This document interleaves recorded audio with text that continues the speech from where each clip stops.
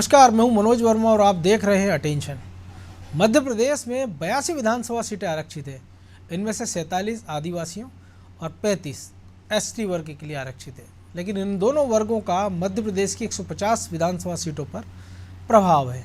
प्रदेश की जनसंख्या में 21.5% आदिवासी है और 15% से ज़्यादा अनुसूचित जाति के हैं। 2018 में बीजेपी ने एससी के लिए आरक्षित 35 सीटों में से 17 जीती थी, जबकि 2013 में 28। पिछले चुनाव में 11 सीटें कम मिलने के कारण भाजपा चिंतित है और इसीलिए एसटी वोट पाने के लिए हर प्रयास कर रही है।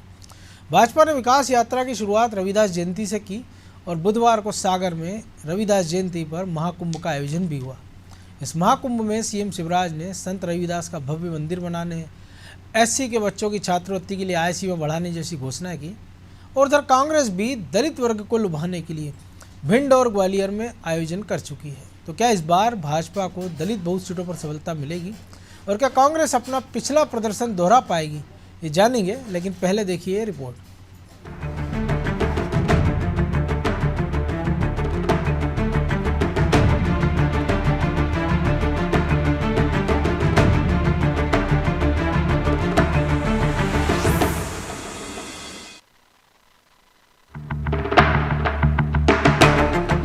शिवराज सिंह चौहान चुनावी वर्ष में हर वर्ग को साध रहे हैं। उन्होंने बिरसा मुंडा और टंटिया भील को सम्मान देकर आदिवासी वर्ग को साधने की कोशिश की।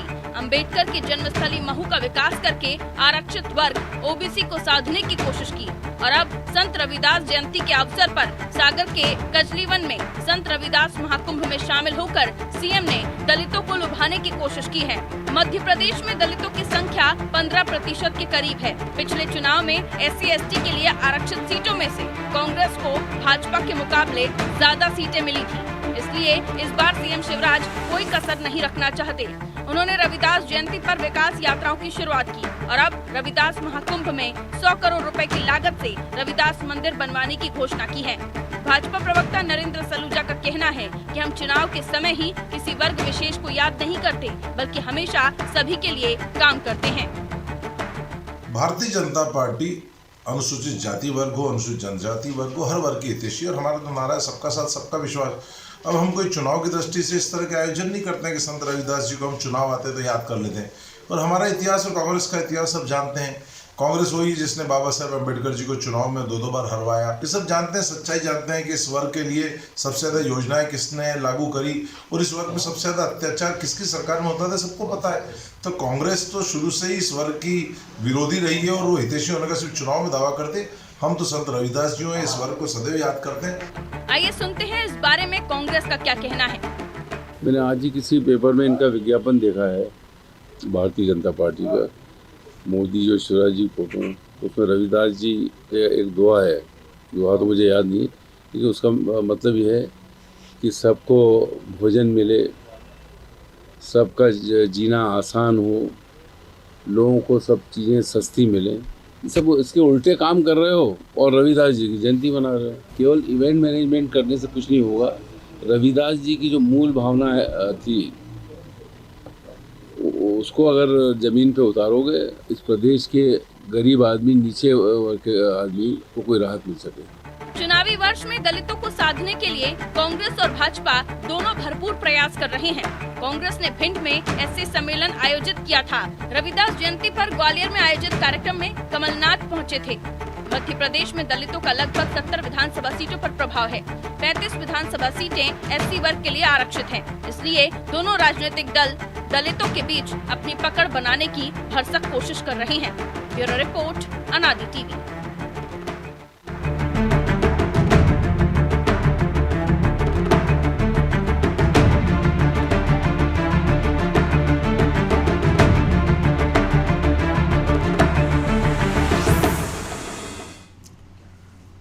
तो इसी को समझेंगे हमारे सहयोगी ब्रजेश चौकसे के साथ, और कुछ और मेहमान भी हमारे साथ जुड़ेंगे। तो ब्रजेश जी, राजनीति में 1 वोट 1 सीट 1% वोट, ये अंतर हमने देखा है। हाल की बात हम करें तो हमने राजस्थान में देखा था कि CP जोशी मुख्यमंत्री पद के दावेदार से 1 वोट से चुनाव हार गए।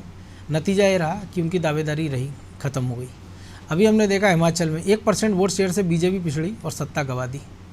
हमने देखा मध्य प्रदेश अटल बिहारी वाजपेयी की सरकार भी देखी, एक सीट एक वोट से सरकार गिर गई थी। और मध्य प्रदेश की जो स्थिति और जो पिछले चुनाव हमने देखा 2008 का 18 का माफ़ कीजिए, तो एक एक सीट की बड़ी कीमत एक एक वोट की। इसीलिए शायद बीजेपी को ये समझ में आ गया समय रहते, और पूरा फोकस उसने अब 2 वर्गों पर रख दिया है। साथ साथ बाकी व्यवस्था भी चल रही कि ओबीसी के लिए अलग उनका प्लान चल रहा है, SC ST के लिए अलग चल रहा है। और आज जिस प्रकार का एक बड़ा सम्मेलन हमने देखा सागर में हुआ है, क्योंकि बुंदेलखंड में जात प्रथा जो है हम देख रहे हैं कि बाकी के जो इलाके मध्य प्रदेश के उनसे ज़्यादा है। तो आज का ये जो आयोजन है, इसको किस नज़रिए से देखा जाए? क्या जो घोषणाएं हुई हैं और जिस प्रकार से मुख्यमंत्री ने संवाद किया है?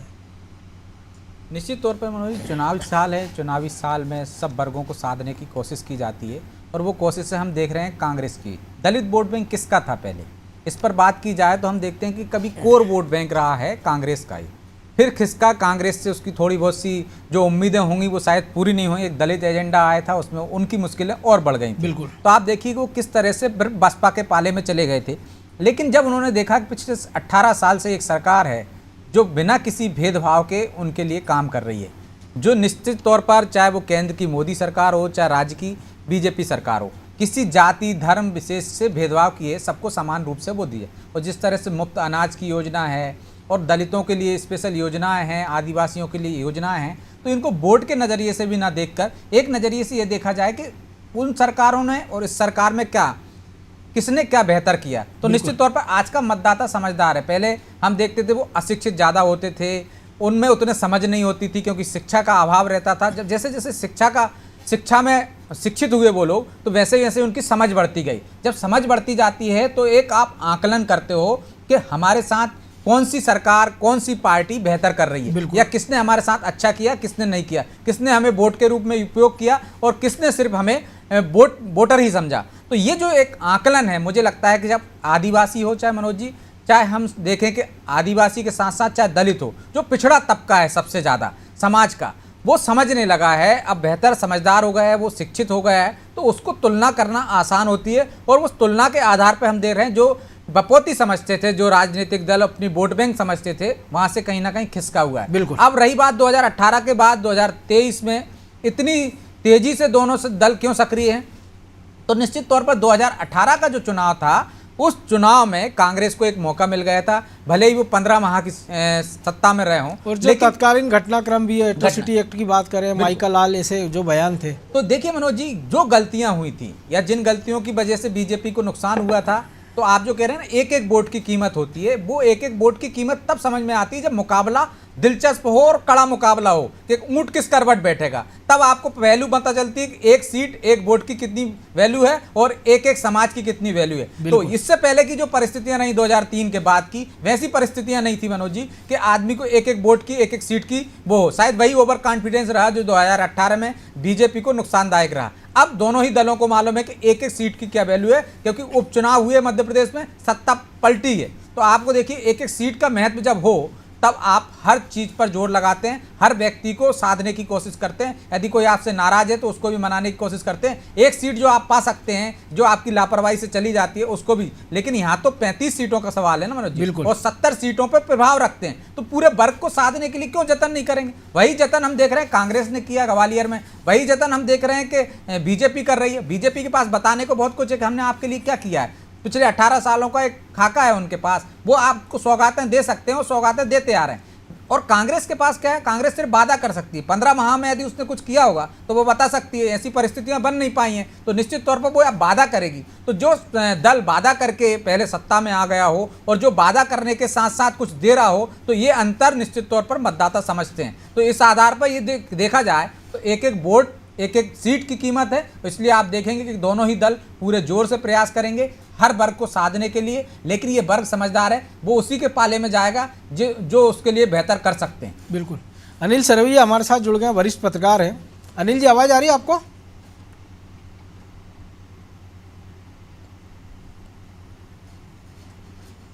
आपका म्यूट हो गया शायद ऑडियो, आप एक बार चेक करें।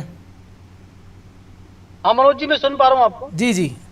तो आप इस पूरे समय इस पूरे कार्यक्रम में आप मौजूद थे, और जो कुछ आपने आंखों से देखा है और जो कुछ हमने सुना है, उसका लब्बोल हुआ आप क्या है?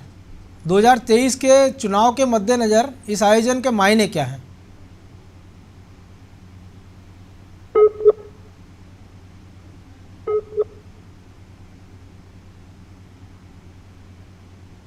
चलिए दोबारा से पहुंचेंगे हम। तो ब्रजेश जी जो आज जी, हाँ अनिल जी, आपने सवाल सुना मेरा? हाँ, मैंने सुना आपका सवाल। जी जैसा कि अभी ब्रजेश जी बता रहे थे, निश्चित तौर पे देखिए मध्य प्रदेश में ये चुनावी साल है और जिस तरह से एक एक सीटों का जो कैलकुलेशन होता है वो बहुत महत्वपूर्ण होता है। और मध्य प्रदेश में दोनों ही पार्टियां इस समय दलित और आदिवासी दोनों समाजों पर फोकस कर रही हैं।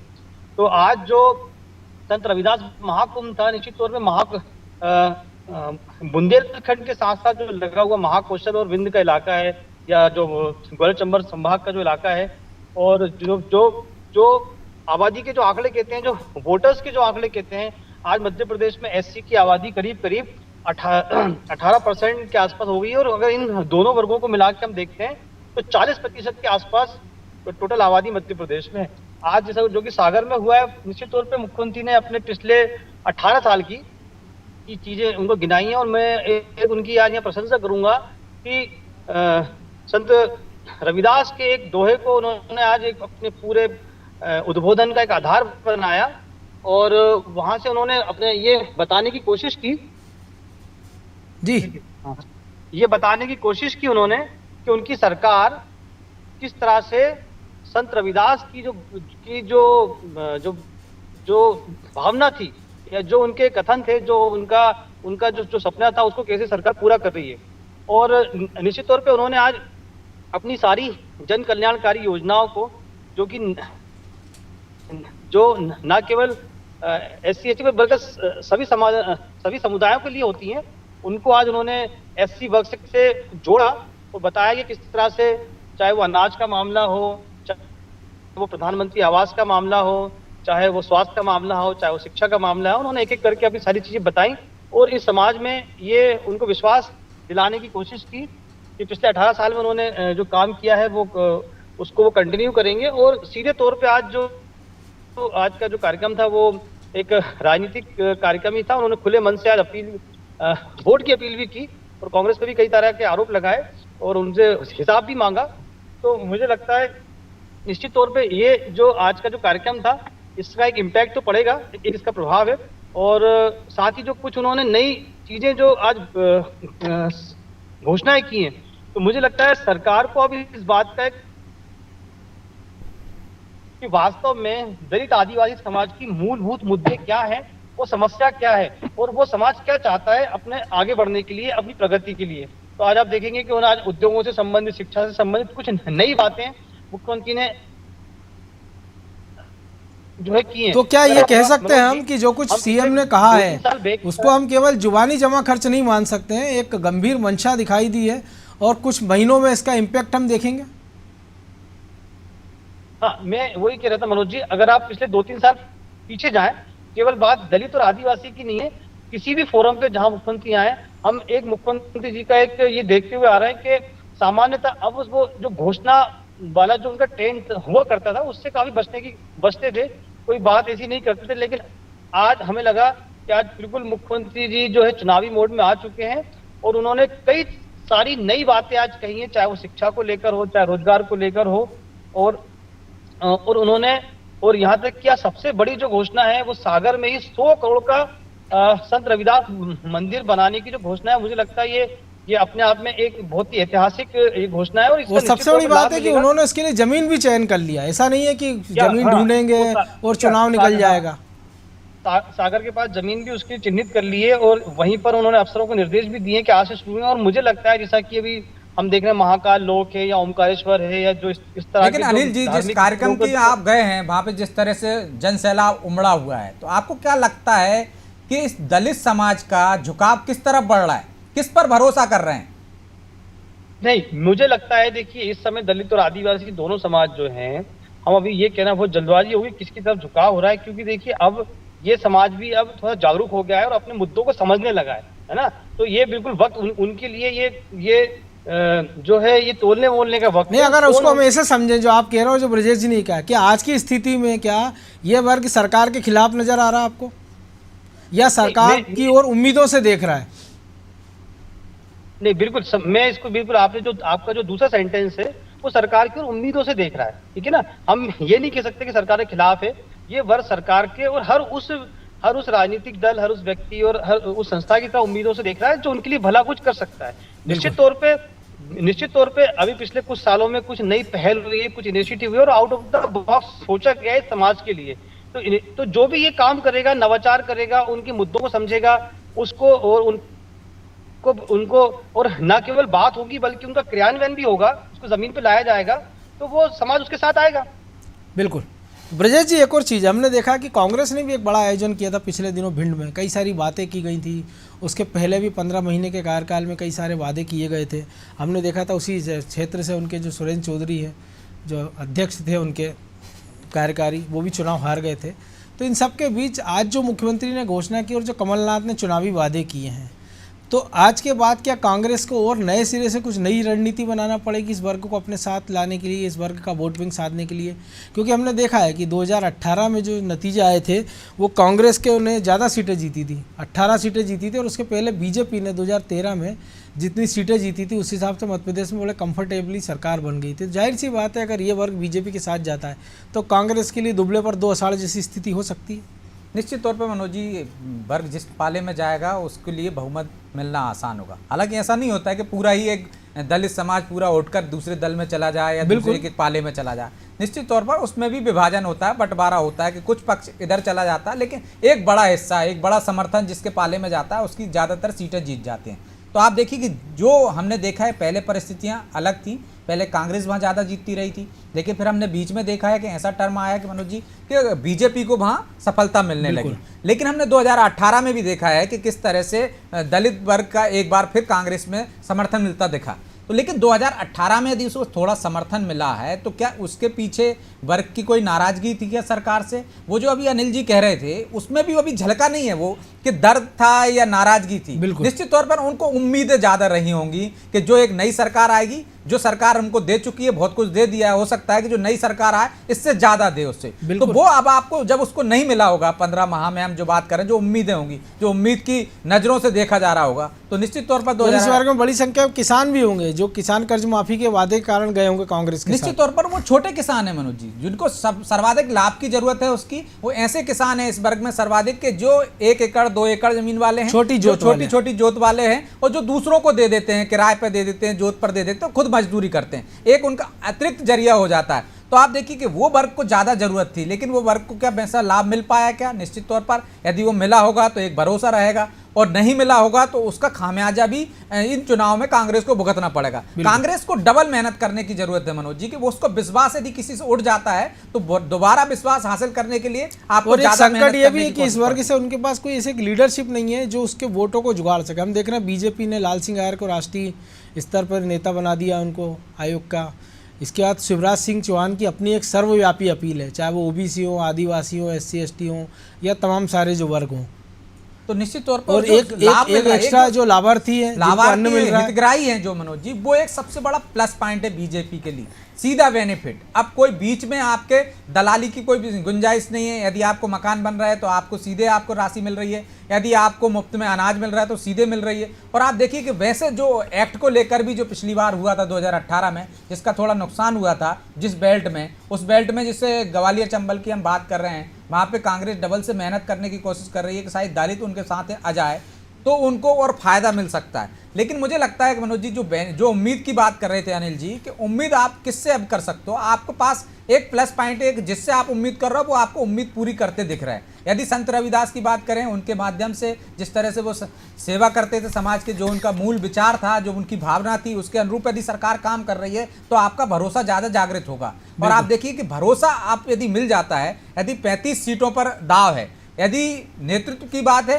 तो आपको बीजेपी में वो मिल जाएगा कि नेतृत्व देने की कोशिश की जा रही है। लेकिन कांग्रेस में ऐसा जो आपने कहा कि ऐसा कोई नेता आगे बढ़ने नहीं दिया जाता है जो दलित समाज से हो, जो ज़्यादा बढ़ जाए आगे, कहीं आगे जाके डिमांड और ना बढ़ने लगे। तो जब छत्रपों की राजनीति, कोई दलित छत्रप क्यों नहीं हुआ आज की तारीख में? तो ये वजह है कि वहाँ पे बड़ी जो उच्च जातियों का जो दखल रहता है वो बढ़ने नहीं देती है मनोज जी। तो लेकिन जो बीजेपी में हम देख रहे हैं कि सर्व वर्ग को आप आगे बढ़ने का मौका मिल जाता है, वैसे मौका कांग्रेस में नहीं मिलता। कांग्रेस के इतने सालों का शासन देख लिया है, उस शासन में आप यदि एक, हमने जो दलित एजेंडे की बात की थी, निश्चित तौर पर एक अच्छी योजना हो सकती थी, वो कांग्रेस के लिए फायदेमंद हो सकती थी। लेकिन उसका उस तरह से क्रियान्वयन नहीं उसका हुआ। जो इम्प्लीमेंटेशन था वो सही नहीं implementation हुआ। हुआ उसने उसकी और दुर्गति कर दी। बिल्कुल। तो जिस तरह से वो भाईचारे से रह रहे थे, वो दरारें पड़ गई गांव गांव में, वैमनस्यता बढ़ा दी इसने। वैमनस्यता बढ़ गई, तो उसका और नुकसान हुआ उस वर्ग को। लेकिन उसका यदि सही तरीके से क्रियान्वयन आप करते हैं तो हो सकता था वो बड़ा मुद्दा गेम चेंजर साबित हो सकता है। तो अनिल जी, पत्रकार के साथ साथ आप डिक्की के अध्यक्ष भी हैं, और पहली बार ऐसा हुआ कि मुख्यमंत्री ने घोषणा की है कि जो 20% सीटों की बात है, भूखंडों की बात है, वो इस वर्ग के लिए आरक्षित किए जाएंगे। तो ये कितना बड़ा एक स्कीम साबित हो सकती है, क्योंकि शायद देश में कहीं और इस प्रकार के प्रावधान कहीं किए नहीं हैं। और जो स्कॉलरशिप की बात है, जिसको बढ़ाकर उसकी सीमा बढ़ा दी गई है, उसका कितना फायदा होगा इस वर्ग को? देखिए मनोज जी, मुझे ऐसा लगता है कि मैंने कहा ना अभी थोड़ी देर पहले कि दलित और आदिवासी समाज है, उसकी जो आवश्यकता है, अब वो नए जमाने के हिसाब से वो जो वहाँ का युवा है वो कुछ और चाह रहा है ना। बिल्कुल। तो उसकी जो अपेक्षा है, उसकी जो आकांक्षा है, वो रोजगार की आकांक्षा है ना। उसकी आकांक्षा अच्छी उच्च शिक्षा उसको मिले, गुणवत्तापूर्ण शिक्षा उसको मिले। तो ये जो अभी आपने कहा कि औद्योगिक क्षेत्रों में भूखंड की बात, ये निश्चित तौर पे आज देखिए, आज हर तरफ एक स्टार्टअप का एक वातावरण बना हुआ है, एक वेब चल रही है, एक माहौल बना हुआ है। बिल्कुल। तो अगर हम देखते हैं तो आज के स्टार्टअप के दौर में इस समाज के युवा कहाँ हैं, किसी के, तो उनको आगे लाना बहुत जरूरी है। और अभी मैंने थोड़ी देर पहले कहा 40% आबादी है, इस 40% आबादी को कोई भी सरकार नौकरी नहीं दे सकती। तो उनके पास एक ही विकल्प है, वो स्वरोजगार में आए, उद्यमिता में आए, और उसके लिए जरूरी है कि उनके पास संसाधन हो, उसको खुद भी रोजगार हो जाए उसको, और वो बाकी 4 लोगों को रोजगार दे सके। बिल्कुल। तो उसको अपने पैरों पे खड़ा आपको करना पड़ेगा। तो उनको नौकरी मांगने की बजाय नौकरी देने वाला बनाना पड़ेगा। उस दिशा में ये जो आज औद्योगिक क्षेत्रों में 20% भूखंड, ये बड़ी एक बेसिक आवश्यकता है। अगर उनको वहां पे आरक्षण नहीं मिलेगा तो वो दूसरे लोगों से कॉम्पीट जो है वहां पे नहीं कर पाएंगे। तो ये एक बड़ा, और आप देखेंगे जो साउथ के स्टेट हैं, साउथ के स्टेट में ना केवल एससी का समाज बल्कि आदिवासी समाज भी काफी प्रगतिशील है, उद्योगों में है। इसलिए कि आज से 20 साल पहले उन लोगों ने इंडस्ट्री में जो है भूखंड आरक्षित भी किए, भूखंडों में उन्होंने कुछ छूट दी, अच्छी इंडस्ट्री पॉलिसी लेकर आए एक्सक्लूसिव। तो आज साउथ में आपको एससी एसटी के लोग इंडस्ट्री में ज्यादा दिखते हैं। तो अब वक्त आ गया है कि मध्य प्रदेश जैसे राज्य जहां पे करीब 40% की आबादी एससी एसटी की है, वहां पे उद्योगों को में उनको लाने के लिए एक रास्ता तैयार किया जाए। और एमएसएमई में बड़ी स्कीम्स भी केंद्र सरकार की भी आई, और शायद नए बजट में राज्य सरकार भी कुछ और नए इनोवेशन करे उसमें। मैं बिल्कुल इसको कहना चाहूंगा कि जो 4 बातें आज माननीय मुख्यमंत्री जी ने करी हैं, और वो उससे एक रास्ता खुलता है। और हम भी लंबे समय से उनको इस तरह के सुझाव देते आ रहे थे कि सबसे पहले इंडस्ट्री में जो है, जो औद्योगिक क्षेत्र हैं, जैसे आपके यहाँ पीथमपुर हो गया, मंडीदीप हो गया, यहाँ पर कोई एससी का व्यक्ति जाके अपनी फैक्ट्री लगाने का सपने में भी नहीं सोच सकता, क्योंकि उसके इतने संसाधन नहीं है। तो वहाँ उसको रिजर्वेशन चाहिए। वो अच्छा हुआ। स्टार्टअप पॉलिसी में उन्होंने कहा कि आज जो मध्य प्रदेश की स्टार्टअप पॉलिसी है, उसमें एससी एसटी के लिए अलग से कोई ऐसा वो जो प्रावधान नहीं है, लेकिन महिलाओं के लिए तो जो प्रावधान महिलाओं के लिए वो अब एससी एसटी को मिलेंगे, ऐसा मुख्यमंत्री ने आज का। दूसरी तरफ भारत सरकार की जो प्रोक्यूरमेंट पॉलिसी है, जहां पर ये अनिवार्य किया गया है कि 4% का खरीदी जो है एससी एसटी समाज से की जाएगी, जैसा कि अभी वर्तमान में केंद्र सरकार में की जा रही है। और जो जेम पोर्टल है उसने सबके लिए द्वार खोल दिए थे, क्योंकि वहां तो कोई बंदिश ही नहीं थी, कोई बाउंडेशन नहीं था, सब अपना प्रोडक्ट बेच सकते थे। उससे भी कुछ फर्क पड़ा होगा? समस्या थी जेम में भी, क्योंकि देखिए मैंने आपको कहा ना, एससी और एसटी जो है वो पहली पीढ़ी के उद्यमी होते हैं, पहली पीढ़ी के एंटरप्रेन्योर। तो उनके सामने चैलेंजेस ज्यादा है। जो परंपरागत रूप से व्यवसाय कर रहे हैं उनके साथ वो कॉम्पीट नहीं कर सकते। तो उनको एक तरह का आरक्षण, रिजर्वेशन प्राथमिकता चाहिए। तो इसी तरह हम लोगों ने जेम में भी भारत सरकार ने, अभी जेम पे कोई टेंडर आता है तो वहां पर भी अब उनको कंपलसरी हो गया है कि उनको 20% का जो आरक्षण है एमएसएमई के लिए, और उसका जो 25% एससी एसटी के लिए, वो उसमें शो करना पड़ेगा। तो कुछ, और सबसे अच्छी आज की जो बात मुझे लगी यहाँ पर कि एक्सपोजर विजिट, मैंने अभी जैसा कि मैंने कहा कि एससी एसटी में जो उद्यमी है, जो युवा है, वो पहली पीढ़ी उसकी व्यापार में आ रही है, तो उसको एक्सपोजर चाहिए। तो आज मध्य प्रदेश में जितने बड़े उद्योग हैं या मध्य प्रदेश के बाहर जो बड़े उद्योग हैं, उनमें एक बार जाना, उनको घूमना, उनको समझना, उसी तरह जब वो समझेंगे तभी वो उसमें उद्योग में आ पाएंगे। तो इसी तरह से मध्य प्रदेश में एक एमएसएमई का जाल बिछ सकता है। और मुझे लगता है जब ऐसा होगा तो आप देखेंगे अगर 40% आबादी में से 4% लोग भी यदि उद्योगों में जाते हैं तो मध्य प्रदेश की अर्थव्यवस्था में उनका योगदान बड़ा सुनिश्चित होता है। और इसी से देश का और समाज का विकास भी बिल्कुल, सुनिश्चित और होगा। आर्थिक और सामाजिक स्थिति में भी बड़ा बदलाव होगा। बहरहाल अब समय की कमी है। बहुत धन्यवाद अनिल जी आपका।